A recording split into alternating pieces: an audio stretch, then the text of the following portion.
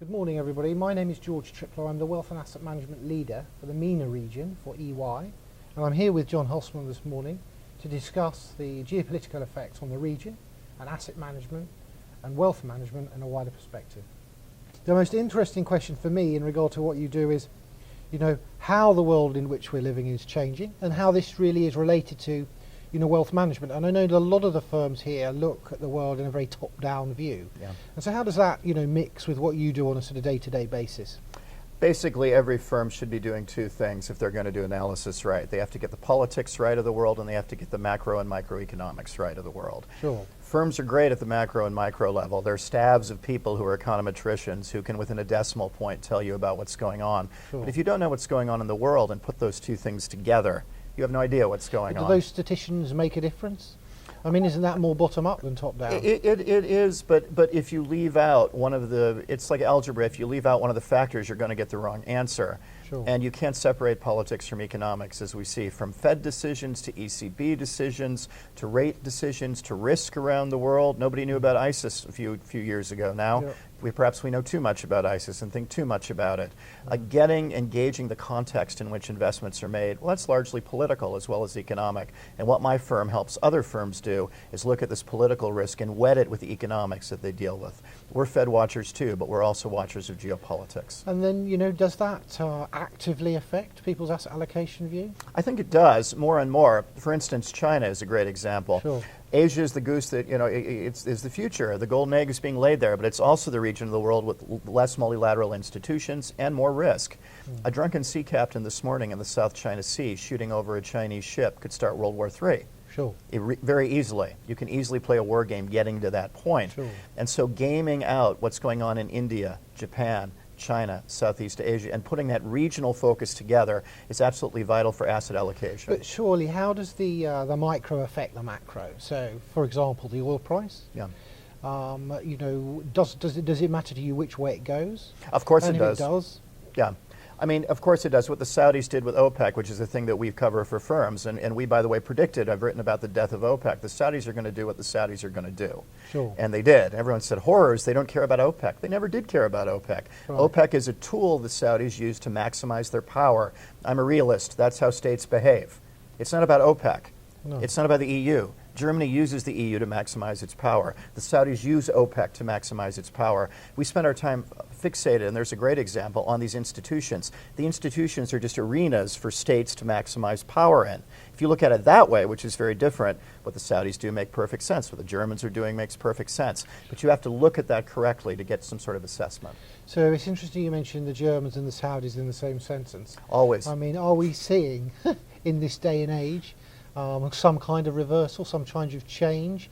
I'm nervous to say the world order, but in regard to where we sit, if we look in our own region, then clearly the geopolitical volatility, as I like to say, is an ongoing. We are learning to live with that rather than accept it's an end state. Yep. And I think that this region, more than any, probably has, unique facets about it in regard to the way it's governed, managed, grown, its history, etc., etc. No, that's it. And the thing is, we have to look regionally. For so long, businesses and analysts didn't have to do anything. The Cold War was checkers. There were two sides, two guys who made moves around the world.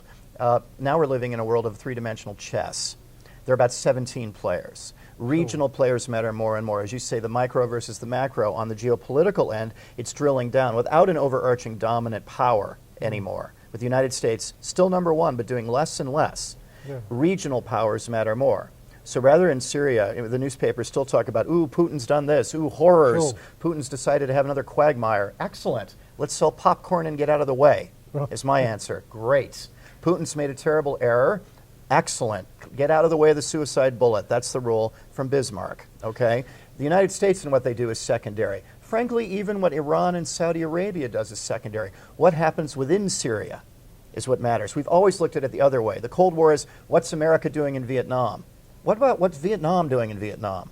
Sure. That's the way you have to look. What's going on there? Then you branch out to the regional level, which is very important nowadays. Yep. And only then do we worry about the grand global level, which is less and less a factor. That's how the world is changing. We don't have, the problem with the fires we have now is we don't have firemen anymore.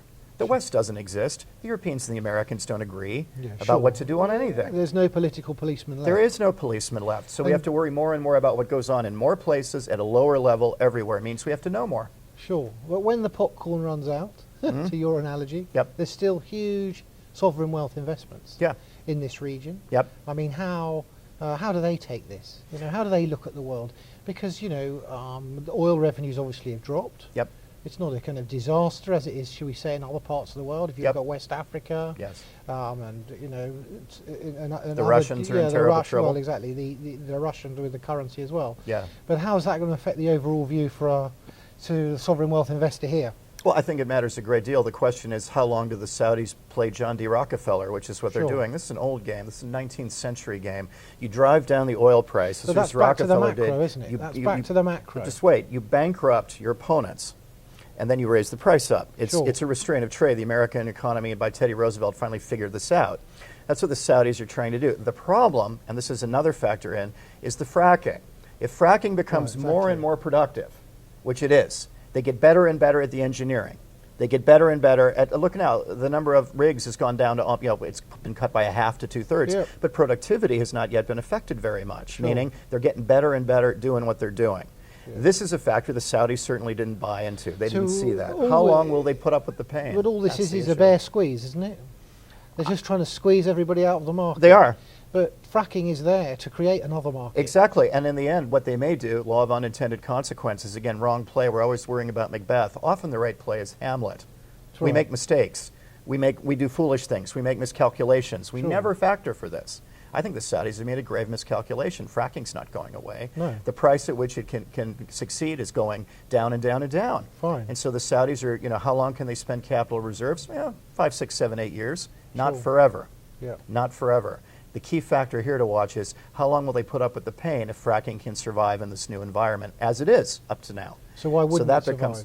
I think it will survive. So then we will see price competition driving price down, and we'll see, you know, the level of oil drop considerably, or remain at these levels. It's certainly not go up, exactly. I mean, at a minimum, not go up. And I think that that's a factor. They made a mistake. They don't understand America. They don't understand the free market.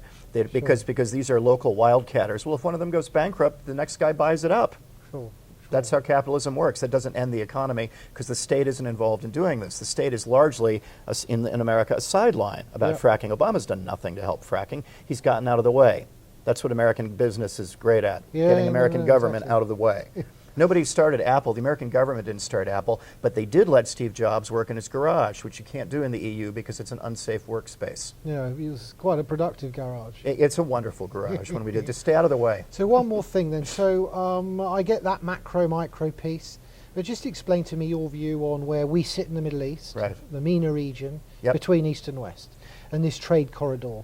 I mean, you know, many banks had a large commodity type theme, you know, that ran sort of post the crisis. That one ran out of steam when we saw the gold price reach, you know, nearly $2,000. You know, whether you're a gold bull or an oil bull or an oil bear or a gold bear, you know, our geographic position sat here, you know, it seems to be more important as these trade routes further extend, further to your point about China. No, and I think this is a geography will always matter. Again, we've forgotten some basic lessons, relearning new things that didn't matter as much. Wherever the price is, and the Chinese, I think, will probably have a moderately soft landing. Now, the problem is there are no other engines to drive it. The reason people are hysterical about China is we assumed it would grow at 10% forever. Why we assumed that, I have no idea, but we did. So if China's not growing at 10%, who's picking up the slack? Don't waste my time with Europe. No. Don't waste my time with Russia. The United States, if we get 3, it'll be good, which is fine, but it's not great. Who's going to drive this in the future? India's doing great, but from a very low base, doing great. And so there will not be this new next thing. Give India 10 years and perhaps that's there. China will still be part of the answer. America will be part of the answer, but there will be no great new thing. But what there will be is geography. It's not going to go to hell in a handbasket either. And there will be geography. And geography, as anybody who's ever flown an airplane around the world, you end up here. Why? For the same reason we've always ended up here. It's halfway between stuff. As my 4-year-old nephew would put it. If it's between stuff, it's important. You're going to be a great geopolitical thinker, I say to him, because he's right. And so this will matter. I think we oversold the commodity issue. Now we're underselling. because we've forgotten the geography will still matter and relative stability. And now back to the war game we're going to play tomorrow. Can we manage the risk of the problems in the region which are swirling about? If we can, everything you say is exactly on the money. So the key question is there a disruptor out there? We're not thinking of, will ISIS become more virulent? Will Syria spread? Will there be another Egypt-type revolt whereby something's destabilized internally? Those are the three big questions. If the answer is no to each, then I think this is a good time to buy the region. Fine. So one more thing before we finish. Just a quick view on the US election. Oh boy, we're just starting on the election.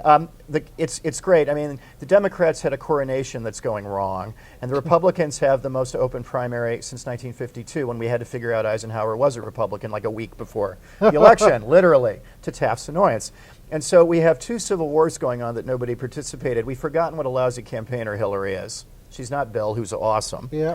Biden waiting in the wings to see if he jumps in or not. We should hear about that in the next 10 days. My instinct is he goes in. Really? I think he goes in. Really? I know Senator Biden, Vice President Biden now. I knew Senator Biden quite well. Okay. And I don't see him sticking out of the fight, partly for his son, who died, whose dying words were get involved, and partly Joe just can't stop being involved in a fight. Is that part of the reason that with Mr. Trump there, then Hillary becomes the default, and so actually there's to provide some credible running opposition or running. That's good, and part of it is the danger isn't Trump winning. He can't win. I want to say this again. He can't win for all kinds of reasons we can talk about. But what he does, it's his 25% of the pie. You can't insult his backers. You can't insult 25% of the electorate. Yeah. So you're going to be driven rightward in the Republican Party all the time. Yeah. If they go too far rightward, they become Attila the Hun and fall off the table. Moderates won't vote for them. And so the danger is the Democrats de facto win by doing nothing but showing up. As Woody Allen said, half of life is showing up. No, exactly. And so if Biden gets in, that becomes a key factor. Now you got yourself a real fight. Bernie Sanders, although he can win New Hampshire, he can do well in Iowa, he can't win in the South. The South is solidly for Hillary. It's about organization. African Americans who vote for the Clintons if Obama's not involved every time because of Bill. And so this is totally there. She's going to win unless Biden gets in. If Biden gets in, though, all bets are off. I could see Biden actually taking the thing. Sure. Interesting, very interesting. Well, from a pre-Suez Tory, John, wonderful to talk to you. Thank you very much indeed.